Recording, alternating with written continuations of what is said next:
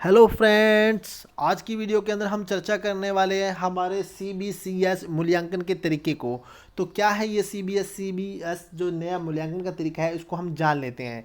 चलिए दोस्तों, तो UGC द्वारा शुरू किया गया ये एक नया तरीका है जिसका अर्थ होता है चॉइस बेस्ड क्रेडिट सिस्टम। दोस्तों, ये मूल्यांकन का एक नया बिल्कुल लेटेस्ट तरीका है, UGC द्वारा स्टार्ट किया गया। दोस्तों, ये यूनिवर्सिटी स्तर पर यानी कि यूनिवर्सिटी और कॉलेजों के अंदर जितने भी स्टूडेंट्स होते हैं उनके मूल्यांकन का तरीका है नया। दोस्तों, इसके अंदर यानी कि जो शिक्षक होता है उसकी गुणवत्ता को सुधारने के लिए और बच्चों की परफॉर्मेंस के सुधारने के लिए नया तरीका लाया गया है। दोस्तों, तो क्या होता है, इसको सरल भाषा के अंदर जान लेते हैं दोस्तों कि इस तरह पिछले यानी कि पहले जो हमारा मूल्यांकन का तरीका होता था वो एक एनुअल सिस्टम के अनुसार होता था, यानी कि साल भर पढ़ाई करो और उसके बाद उसके एग्जाम दो। दोस्तों, लेकिन अब ये CBCS के अंदर हमारा जो सेमेस्टर के अंदर इसको बांट दिया गया है, यानी कि अगर BA कर रहे हैं आप तो उसके 3 सालों के अंदर आपको 6 बार एग्जाम देने होंगे, यानी कि 6 सेमेस्टर के अंदर उसको डिवाइड कर दिया गया है।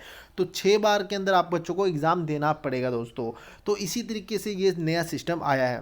तो और इसके अंदर चर्चा कर लेते हैं कि इसके अंदर क्या बांटा गया है।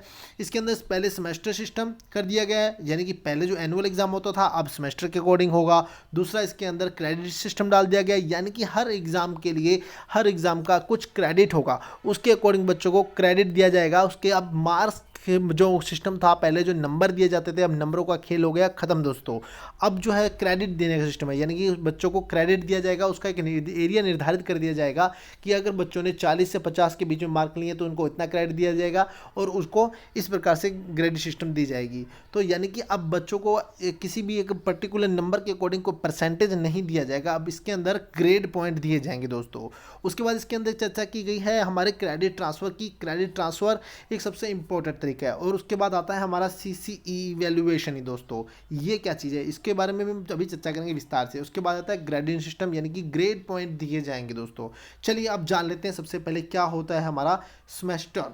तो सेमेस्टर के बारे में बता चुका हूँ कि दोस्तों अब जो प्रत्येक सेमेस्टर होगा 15 से 18 सप्ताह का जो होगा, जिसके अंदर 90 दिन का शैक्षणिक दिवस रहेंगे। दोस्तों, यानी कि अब एनुअल का झंझट जो है खत्म हो गया है। अब आपको साल भर पढ़ाई करके अंत में जो है आपको परीक्षा नहीं देनी होगी। अब आपको हर 6 महीने के अंदर यानी कि 15 से 18 सप्ताह की जो आपको पढ़ाई करवाई जाएगी और उसके बाद में आपका इवैल्यूएशन किया जाएगा सेमेस्टर के अंत में, यानी कि सेमेस्टर के अंत में जो इवैल्यूएशन होगा वो क्या कहलाएगा, आपका सेमेस्टर एग्जाम कहलाएंगे। दोस्तों, उसके बाद है क्रेडिट प्रणाली, यानी कि अब आपको आपको अंक नहीं दिए जाएंगे, अब किसी भी चीज़ के अंक नहीं दिए जाएंगे। आपके जितने भी अंक होंगे उसके आधार पर, यानी कि आपने जितना पेपर अच्छा किया, एग्जाम अच्छा दिया है, उसके आधार पर आपको कुछ क्रेडिट नंबर दिए जाएंगे। यानी कि हर एक प्रत्येक एग्जाम का आपको कुछ क्रेडिट नंबर होंगे, उसके अकॉर्डिंग आपको क्रेडिट दिया जाएगा। दोस्तों, उसके बाद बात करते हैं क्रेडिट हस्तांतरण, यानी कि क्रेडिट जो ट्रांसफ़र का क्या सिस्टम होता है। यानी कि गत वर्षों के अंदर एनुअल सिस्टम में ये होता था कि साल भर एग्ज़ाम की तैयारी करी और लास्ट में जब एग्ज़ाम देने जाते थे, किसी कारणवश किसी घर में शादी हो गई या शादी है या फिर कोई बीमारी की वजह से कहीं बाहर जाना पड़ गया तो बच्चे एग्ज़ाम को स्किप कर देते थे, छोड़ देते थे, उनका पूरा साल ख़राब हो जाता था।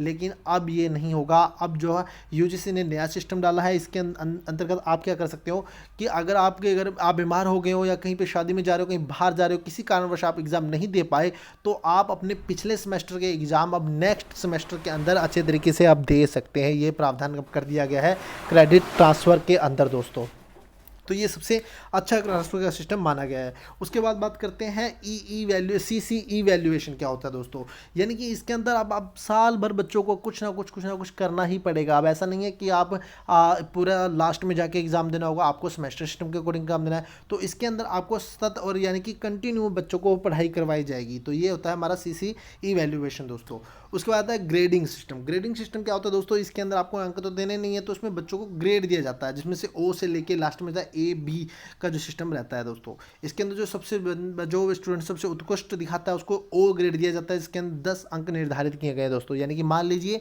आपके जो नंबर आए हैं वो आए हैं 90 से प्लस में, तो आपको क्या दिया जाएगा, आपको दिए जाएंगे 10 ग्रेड, यानी कि O आपको दिया जाएगा, ग्रेड पॉइंट O दिया जाएगा और उसके नंबर दिए जाएंगे आपको 10, यानी कि आपके ये ग्रेडिंग अंक होंगे 10 और आपको उसका जो लेटर दिया जाएगा वो दिया जाएगा O। तो इसी तरीके से ये मापन किया गया। अब इसके अंदर आपको ये सिस्टम नहीं रहा है कि आपके 90 नंबर आए हैं तो आपकी मेरिट बनेगी, ऐसा नहीं है। आपको सिर्फ ग्रेड पॉइंट दे दी जाएगा, चाहे आपके नंबर 91 हो या 99 हो, इसके बीच में आपको सिर्फ ओ ग्रेड दिया जाएगा, उसके पॉइंट आपको दिए जाएंगे 10। तो इस तरीके से ये सिस्टम निर्धारित किया गया दोस्तों। इसी तरीके से इसके कुछ लाभ और हानियाँ दोस्तों बता देता हूँ कि लाभ क्या हुआ। इससे यही लाभ हुआ है, सबसे बड़ी बात लाभ तो ये हुआ है दोस्तों कि अब जो है सिस्टम एनुअल नहीं है, अब सेमेस्टर में बांट दिया गया, वो आपको मैंने बता दिया है। इससे बच्चे क्या होगा कि चॉइस बेस्ड सिस्टम, यानी कि बच्चे जो अपने पाठ्यक्रम को अपने हिसाब से चुन सकते हैं, यानी कि अब कोई भी थोपी हुई जो व्यवस्था नहीं चलेगी इसके अंदर। अब बच्चे अपनी पसंद के अनुसार अपना जो पाठ्यक्रम है, जो सिलेबस है, वो ले सकते हैं। यानी कि आप किसी भी तरीके से यानी कि आप चाहते हो कि बीए के अंदर आप मैथ पढ़ना चाहते हैं, साइंस पढ़ना चाहते हैं, आप मैथ विद हिस्ट्री पढ़ना चाहते हैं, तो ये सब अब पॉसिबिलिटी इसके अंदर हो गई है।